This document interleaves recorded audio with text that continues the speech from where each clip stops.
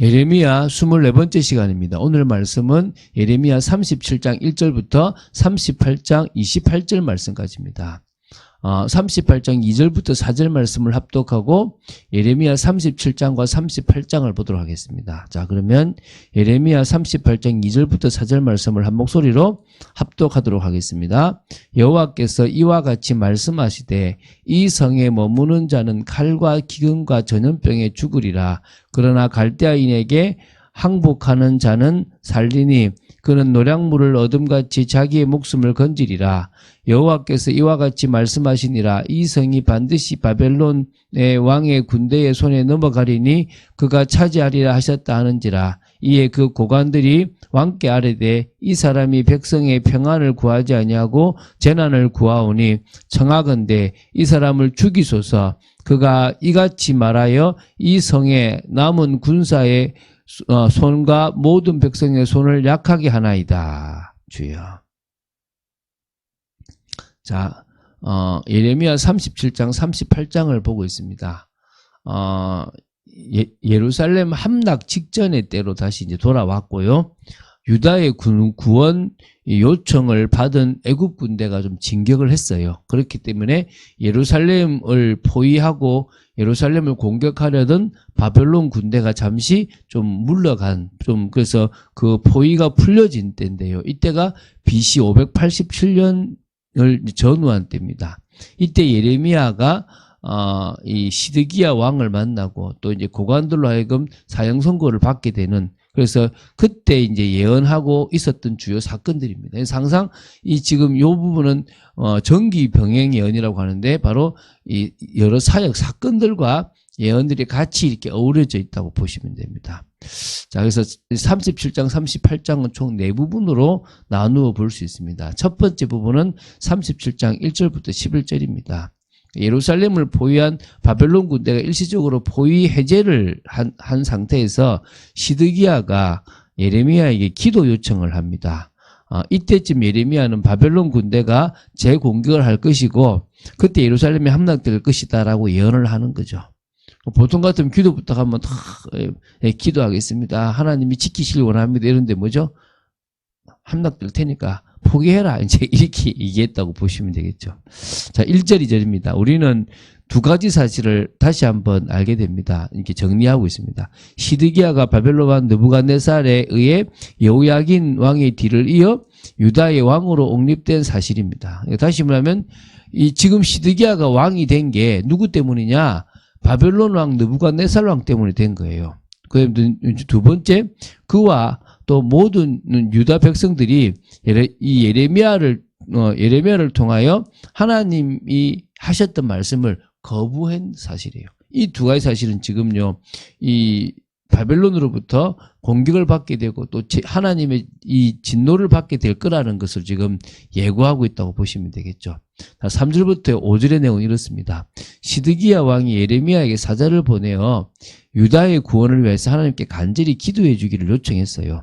사실 시드기야와 유다 백성들이 예레미야를 통해서 하나님의 권고를 거부하고 바벨론에 항거하였다가 지금 제4차로 바벨론의 침공을 받고 있고요. 예루살렘이 포위된 상태였습니다. 그런데 이때 유다로부터 구원 요청을 받았던 애국 군대가 진격을 하게 돼요. 사실 힘이 없었는데 진격을 하게 됐어요. 그로 말미암아 바벨론 군대가 일시적으로 예루살렘 포위를 좀 풀었어요. 그러다 보니까 이 예루살렘이 이제 그걸 시키면 뚫고 들어오니까 좀 철수한 그때거든요. 그러니까 이제 좀 희망을 가졌던 것 같아요. 그래서 6절부터 10절을 보면 하나님께서 예레미야에게 시드기야를 향하여 애굽 군대는 해군할 것이고 그로 말미암아 바벨론 군대가 재공격을 하게 될 것이다. 그리고 예루살렘 성이 함락될 것임을 예언하라고 지시하셨어요. 어우, 이제 끝나는 거죠. 말 진짜 끝나는 거죠. 시드기야가 착각하고 있는 것을 이제 알려주라는 겁니다. 애굽이 원군을 파병하여 바벨론 군대가 일시적으로 예루살렘 포위를 해제한 것은 지금 내가 구원받을 수 있다라고 생각하는 착각이다. 절대 물러갔지 다시 올 거다. 하나님은 바벨론에 줬다. 이제 이 말을 지금 하고 있는 거죠. 지금 사건과 관계되면서 지금 계속 이야기를 하고 있습니다. 이제 두 번째 부분은 37장 11절부터 21절입니다. 바벨론의 이 예루살렘에 대한 일시 포위 해제 상태에서 예레미야가 이제 그 감옥에 투옥돼요. 그리고 나서 이제 그 시드기야가 첫 독대를 하게 되거든요. 사실 뭐 감옥도 아닙니다. 이제 뭐 뚜껑 씌운 웅덩이에 빠지는, 이 비참한 상황에 빠지는 거죠. 이게 사실은 복음 전하다가 하나님 일을 하다가 계속 어려움을 당하고 있어요. 그 위기가 느껴집니다. 한번 보시면 되겠는데요. 그 11절부터 15절입니다. 예레미야가 바벨론 군대가 이 애굽 진영에, 그러니까 애국 군대의 진군으로 말미암아 이제 예루살렘에 대한 포위를 좀 풀고 예루살렘에서 떠난 때에 이제 베냐민 땅에서 분깃을 받기 위하여 예루살렘 성을 떠나 거리로 가려고 하는데요. 그때 유다 백성들에게 이제 바벨론에 투항하는 모습처럼 보였는가 봐요. 그래서 이제 그 혐의로 체포가 되고 요나단의 집 토굴 감옥에, 위에 이제 뚜껑이 있는 그 토굴 감옥에 투옥이 되는 부분이 나와요. 그래서 이제 이 16절부터 21절을 보면 예레미야는 이 뚜껑 씌운 웅덩이에 들어가 여러 날을 있었어요. 그때 시드기야 왕이 투옥된 예레미야를 왕궁으로 은밀하게 불러서 하나님의 계시를 물었어요. 여호와께로부터 받은 말씀이 있느냐라고 물어요. 그때 예레미야는 왕이 바벨론의 왕의 손에 넘겨질 것이라고 답을 줬어요.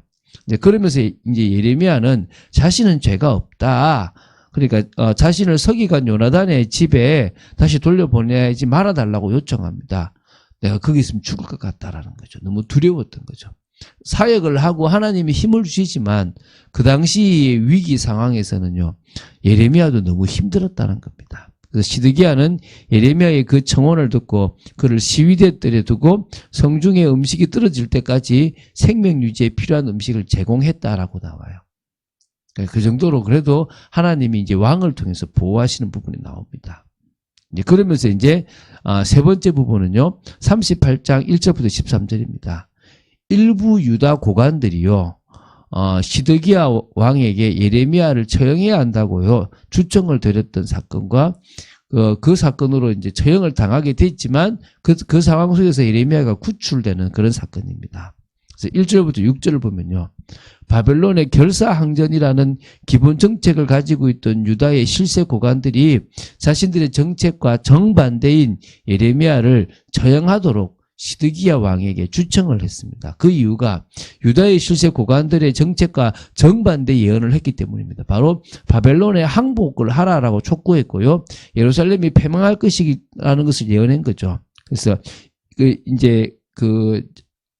제가 오늘 읽었지만, 누굽니까? 이제 고관들이 왕에게 하는 말이, 이 사람이 백성의 평안을 구하지 아니하고 재난을 구하오니 청하건대 이 사람을 죽이소서. 그가 이같이 말하여 이 성에 남은 군사의 손과 모든 백성의 손을 약하게 하나이다. 시드기야는 그들의 너무 강경한 요구를 거부할 수가 없었어요. 그래서 결국 예레미야를 처형에 처하도록 이제 허가를 합니다. 그래서 이제 고관들이 예레미야를 죽이기 위해서 깊은 진흙 구덩이에 물도 던지게 되거든요. 이제 그때 이제 이 7절부터 13절을 보면 구스인이었는데 왕궁 환관이었던 에벳멜렉이 구덩이에 던져진 예레미야를 구명해 주기를 또 시드기야 왕에게 간청해요. 어찌 보면 시드기야 왕은 살려주고 싶었는데 너무 고관들이 이제 좀 죽이자고 하니까 어쩔 수 없었는데, 마침 이 왕궁 환관, 그러니까 왕궁의 이 환관이 이제 또 이제 그걸 하니까 이 시드기야가 명령을 내려서 예레미야를 구출하게 하는 겁니다. 그러니까 이렇게 하나님은 죽음의 위기 가운데 있었던 예레미야를 지키시죠. 그러니까 하나님이 지키시는 건 맞는데 죽을 것 같아 진짜. 이렇게 힘든 거예요. 제가 사역하는데 이렇게 힘들면 사역하겠습니까? 그래도 해야 되겠는데 나 참 힘들 것 같아요. 예레미야가 참 대단해 보입니다. 그 간청을 들은 시드기야가 명령하여 예레미야를 구출하게 되었거든요. 그래서 이렇게 하나님은 위기에 있는 당시의 사람을 통해서 구원하십니다. 좀 다른 각도를 생각해 볼 게 있는데요, 선민의 자손인데 유다 고관들은 패역했고요, 이방인 출신이었는데 에비멜렉은요 하나님을 경외함으로 의로웠다라고 보는 겁니다. 참 차이가 있죠. 네 번째 마지막입니다. 38장 14절부터 28절입니다. 이야기 흐름을 좀 이해하시면 됩니다. 시드기야 왕과 예레미야가 이제 두 번째로 독대를 하게 됩니다. 첫 번째로 했었죠. 그죠? 그러면서 예레미야는 시드기야를 향하여 바벨론의 최종 항복을 권고해요.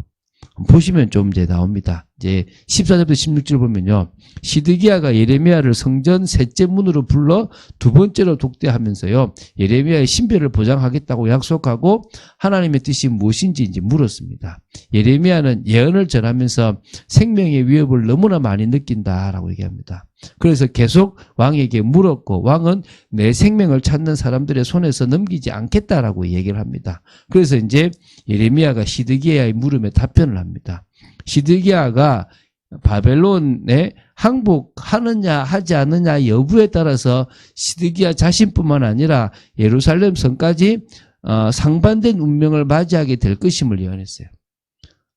항복을 하게 되면 어떻고 안 하면 어떤 이 말이죠. 자, 예레미야가 저기 17장입니다. 시드기야에게 이르되 만군의 하나님이신 이스라엘의 하나님 여호와께서 이와 같이 말씀하시되 내가 만일 바벨론 왕의 고관들에게 항복하면 내 생명이 살겠고 이 성이 불사름을 당하지 아니하겠고 너와 내 가족이 살려니와 내가 만일 나가서 바벨론의 왕의 고관들에게 항복하지 아니하면 이 성이 갈대아인의 손에 넘어가리니 그들이 이 성을 불사를 것이며 너는 그들의 손을 벗어나지 못하리라 하셨나이다. 마지막으로 기회를 주고 있는 거죠.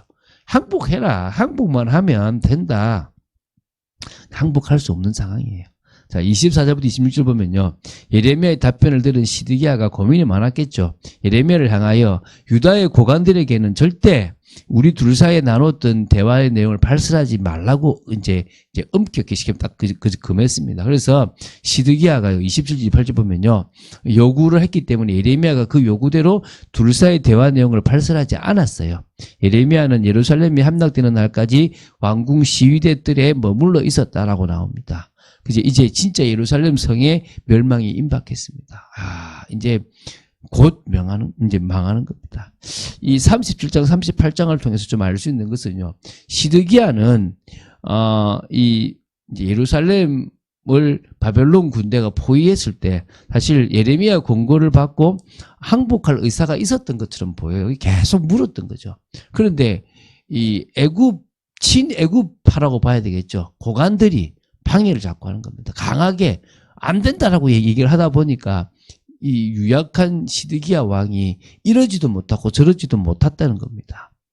그러니까 어쩌면 결단해 버리면 되는데 믿음으로 결단했으면 성도 살리고 또 자기도 보호를 받았을 건데 그러지 못함으로 말미암아 결국은 끝나버린 거예요. 어떤 의미에서는요. 믿음이 있든지 실력이 있든지 힘이 있든지 믿음이 있든지 둘 중에 하나만 있어도 되는데 아무것도 없는 겁니다. 그러니까 결국은 멸망해 버리는 거죠.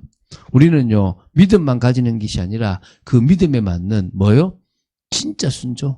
하나님 앞에 올바른 믿음으로 나아가는 삶을 살아가야 될 줄로 믿습니다. 그럴 때 하나님의 역사를 볼 거라고 믿습니다. 그 축복을 사실적으로 누린 여러분 되시기를 주 예수 그리스도 이름으로 축원드립니다. 주는 그리스도시요 살아계신 하나님의 아들이심을 고백합니다. 말씀 따라가는 축복 속에 독재들을 지켜주시고 인도하여 주시옵소서. 오늘도 이 예레미야서를 통하여 예레미야가 죽음의 위기를 몇 번이나 넘기고 그 구덩이에 빠지고 어려움 속에서 아버지 하나님 정말 예언을 거치지 않고 하나님의 말씀을 전하였습니다.